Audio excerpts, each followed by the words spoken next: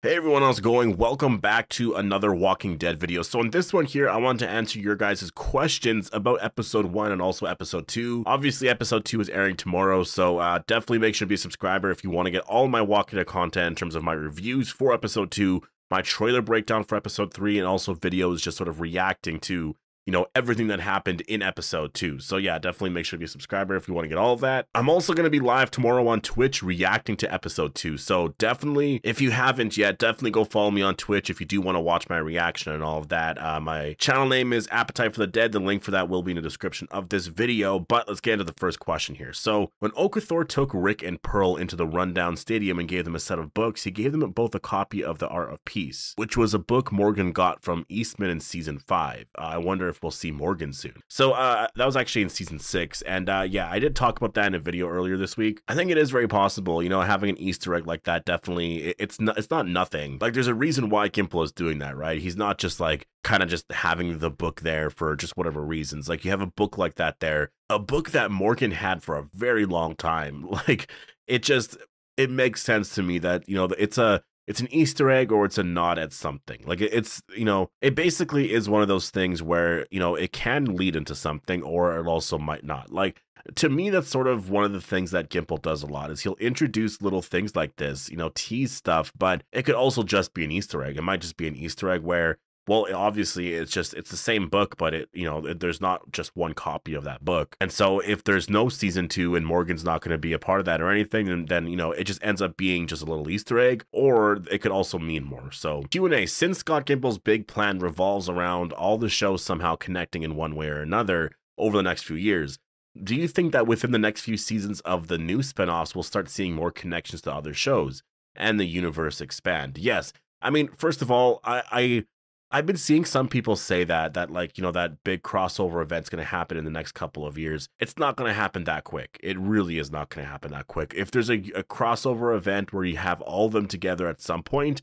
it's going to be in like 2030, which seems far away, but that's only 6 years away. 6 years ago, Rick just left the show, right? And we're just getting this show right now. Like, all of these spinoffs just started. They're not looking to wrap this up right away in the next couple of years, right? Like, there's no way. They want to keep this going for a little bit more.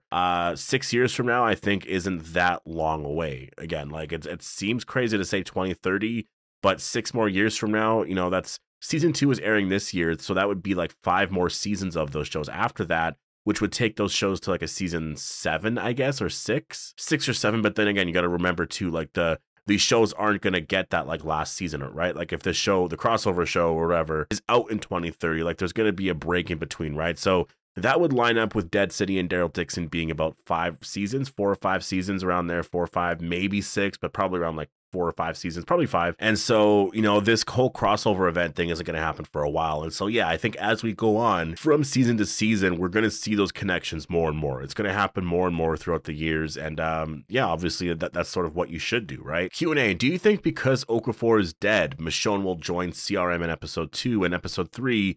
Rick will try escape, and do you think Jadis will stop him? Well, I feel like Jadis is going to try and stop him because we saw, I think, for episode 5, there's supposed to be something that happens there. But I think that, I mean, it doesn't really matter if Okafor is dead or not. Michonne, I think, will obviously go to the CRM because she's sort of forced to at this point. In terms of joining it, she's obviously not going to join it. Like, I don't know what's going to happen, but we just know that Rick and Michonne are going to escape or get away or whatever by episode 4 or 5, around there. But we don't know like what the ending result of that is. Do they end up going back, or like what happens at that point, right? So I think that, whatever's happening right now, they're together now. So do Rick and Michonne split up at this point? That's kind of hard to say. But I will say, I think that, yeah, obviously at some point they're going to end up getting away from the CRM. But there's all the other stuff in terms of, should Rick even try and leave? Like, they were just trying to fix the CRM. But what, does he just ignore the CRM now? I think that the show's going to really explore that a lot and be like, no, I don't think you should. So we'll see where that goes. Q&A, why do you think Rick can't just bring everybody over from Alexandria to the CRM? Well, it's because of the CRM. It's sort of the rules of the CRM. Like, they don't allow that. No one's supposed to know about them, right? Like, no one's supposed to know anything about them. And also, if you went to Portland or like Omaha or something, like, they're just going to try and kill you anyways, right? Like, they got rid of Omaha. So, like, they have to deal with the leadership. And I think for Rick, like, he probably, yeah, he doesn't want to bring his family there. Like, it wouldn't be a good place to live, right? Q&A, what do you think will happen with Esteban in the series? I feel like with Esteban, it's going to be, oh man, I hope that he does survive the first season. You know, like, he's really an awesome character. Like, honestly, he might just be an episode 1 character, which is definitely one of the things that I feel like would be crazy unfortunate, because like fans really do like this character. And like, if he was just sort of done at this point now, like, man, I mean, I think we are going to see more from him. I just feel like the next time we're going to see anything with him, it might be his death, to be honest. If the CRM finds out that he did actually help Rick, you know, try and escape, like, I really feel like that's probably going to mean his death, and like, that might contribute overall to, you know, something going on with Rick. But I know right now with fans of Esteban, you know, everyone thinks that he's the secret villain here, or like, I guess the hero. Like, basically he has a bigger reason as to why he's in this show right now, right? Like, maybe he's actually the real villain here. He's the Thanos of this whole world of The Walking Dead. I love the character. I honestly really love the character. And I hope that he does survive, and that if we do get a season 2, that he's also a part of that. Q&A, do you think Pearl Thorne will be an eventual enemy to Rick Grimes later down the road? I can see it. I do worry about, like, honestly, it's kind of hard to say where we're going with that, but I do worry about the character, because she is very much like, she does want change. She really wants to, you know, fight for that change within the CRM, but if Rick's not helping her, she's doing it all by herself, and I don't see her doing that. And so I can just see her, you know, siding with the CRM, and yeah, I could totally see her becoming a villain at some point. Q&A, do you think we are going to see Major General Beals' son again? His son, maybe. I guess that is possible. We could. I don't know about in a season 1 though. Like, honestly, I don't even know how much we're going to be seeing Beal in this series. Like, there's still a few more shots that we got in the trailer that we haven't seen yet, so we'll probably see that in episode 3 and stuff. But it really feels like this first season, or these 6 episodes, if it's only 6 episodes or whatever, like, it's really focusing just on Rick and Michonne a lot. Like, I don't know how much Beal is really going to play a role at all.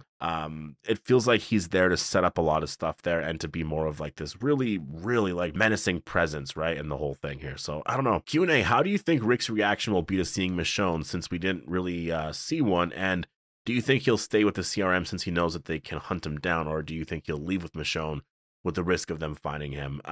Yeah, I guess we more just kind of saw Rick's like just reaction to seeing Michonne, like just more of like him looking at her, but like just how the actual scene will go down.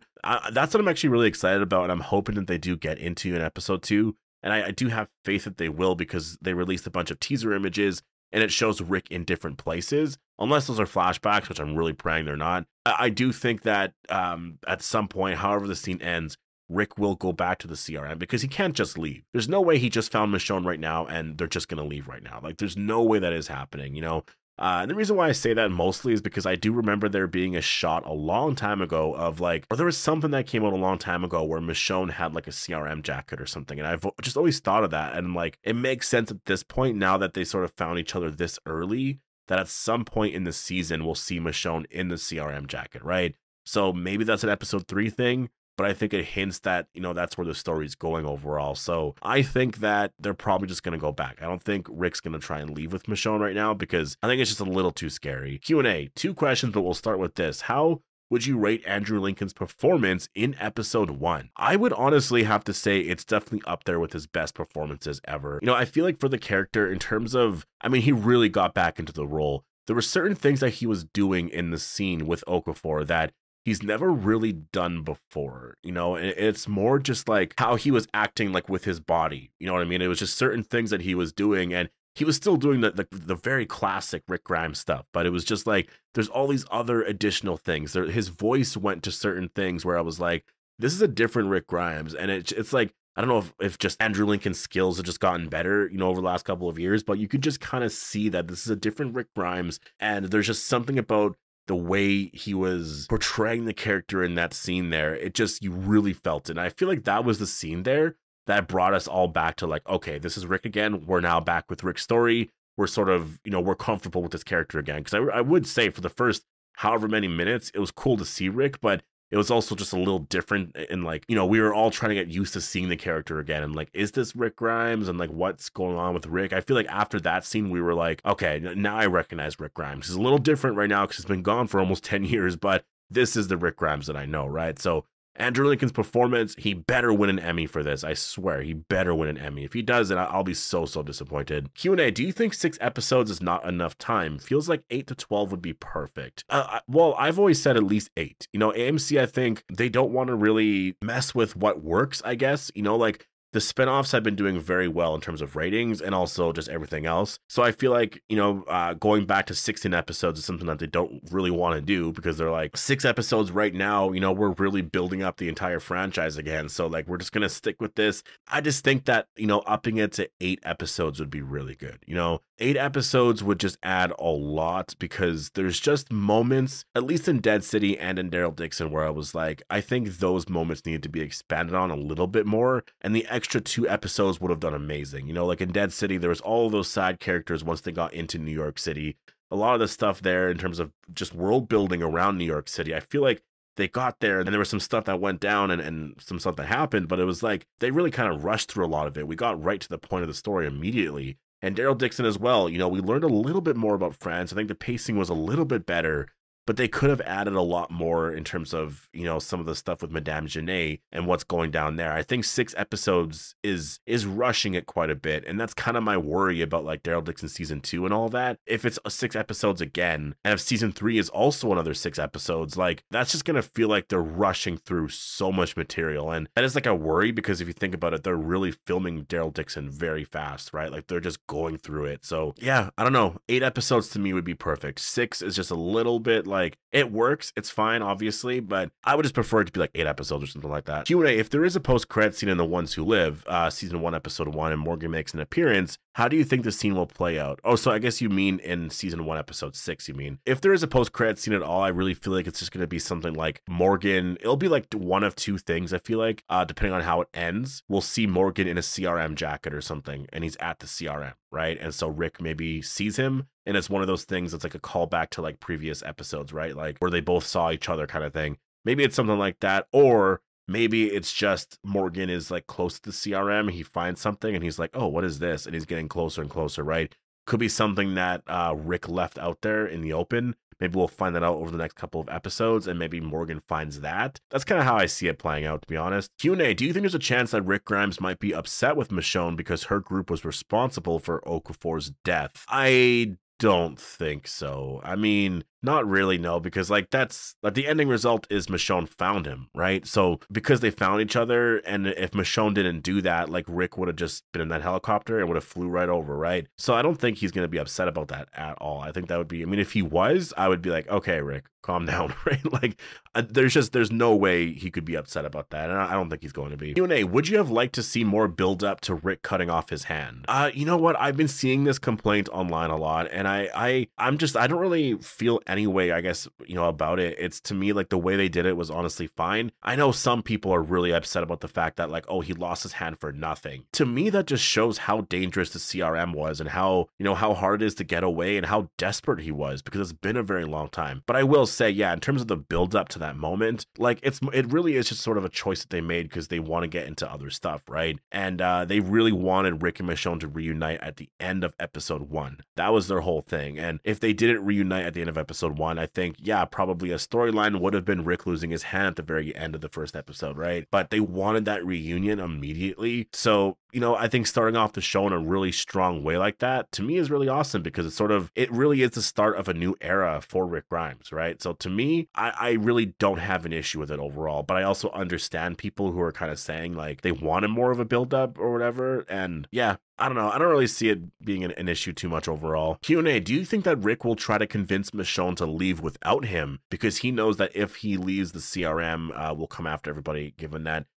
they know about Alexandria? You know what? That's actually a really good idea. I wonder if that does happen in episode 2. Like, you know, like we do see shots of Rick back at the CRM. Although, again, I remember that one shot of Michonne in the CRM jacket. So that's going to happen at some point. But I do wonder if that's maybe in the scene where Rick is trying to convince Michonne, like, you can't be here. Like, if they find out about you, they find out about Alexandria and all of that, you know, everything's done. Because I think Okafor is the only one that knows, I guess Pearl Thorne kind of knows, and then Jadis as well. So I don't know. I don't know how this scene's going to go, but I feel like, I mean, that's a possibility. I guess that could happen. Q&A, now that we have gotten used to the title, do you still like it, or do you think they should have named it Rick and Michonne? Yeah, I guess The Walking Dead Rick and Michonne. So it's been a while. I will say, like, I still kind of prefer The Walking Dead Rick and Michonne, but if the show's not about Rick and Michonne, then yeah, I guess it, you know, it makes no sense to call it that. Like, if they're doing another season or something like that, and then Morgan's on that show, then I guess I understand why they want to get away from naming these shows after characters, right? Branding wise and all of that, it makes sense to do that. But Daryl Dixon, like, now look what you're doing with that show, right? Like, with that show, you have literally, like, Carol's back on that show, and now you have to add, like, another extra title there, The Book of Carol. And I don't like that part of the title. I really don't. I think they really should have just called it The Walking Dead Daryl Dixon Season 2. Because you've already committed to a title at this point. Just adding that extra thing, it just makes it so much harder in terms of the name and all of that. Like, so in that sense, yeah, you know, calling it The Walking Dead Rick and Michonne probably would have been a mistake overall, because The Walking Dead Daryl Dixon, that title works, but they probably should have called it something else, you know, especially if they knew that Carol was going to be on that show. So I think that's why they called it something else, and that's why The Walking Dead Dead City is Dead City, because now if you have other characters appearing on that show, it's not one of those things where they're excluded from the show, you know, like